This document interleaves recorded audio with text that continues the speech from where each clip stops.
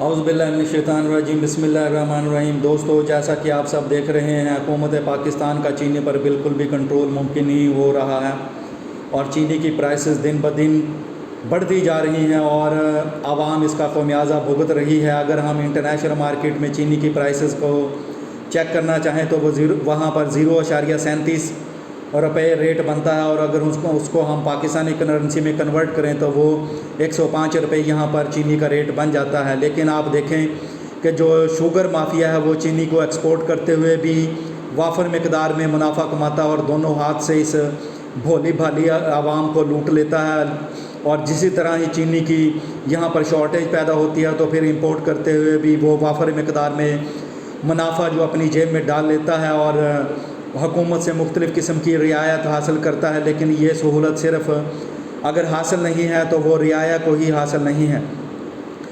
یہاں پر بدقسمتی ہے کہ حکومتیں صحیح انداز میں کام نہیں کر رہی ہیں، اور جو ریگولیشنز بنانے چاہیے حکومت کو، جو ریگولیٹری اتھارٹیز ہیں، وہ بھی اپنی خدمات صحیح انداز میں فراہم نہیں کر پا رہی ہیں۔ ہر شخص اگر اپنے فرائض اچھی طرح سے سر انجام دے تو یہ معاملہ بالکل بھی پاکستان میں ممکن نہ ہو پائے۔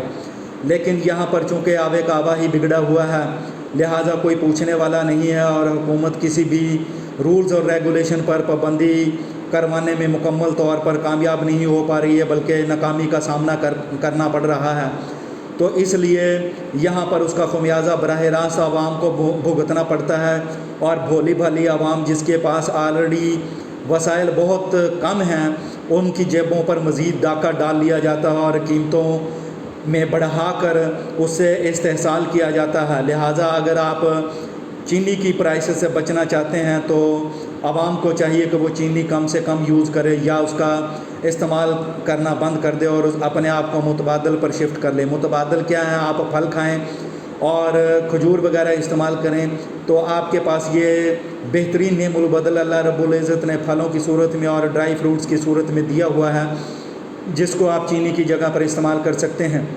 لیکن ہماری عوام کی یہ مسلمہ عادت بن چکی ہے کہ جیسے ہی قیمتوں میں اضافہ ہوتا ہے کسی بھی پروڈکٹ کی، عوام اس کو زیادہ خریدنا شروع کر دیتی ہے اور بائیکاٹ بالکل بھی نہیں کرتی ہے۔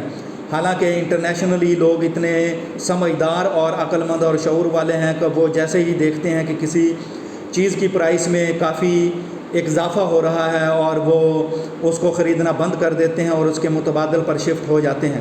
لیکن پاکستان میں ایسا آپ کو خال خال ہی نظر آئے گا، کیونکہ یہ عوام جتنی زیادہ مہنگی چیز ہوتی ہے اتنی ہی زیادہ اس کو خریدنا پسند کرتی ہے۔ یہ اس قوم کا جو ہے رول ماڈل یعنی فیشن بن چکا ہے۔ والسلام۔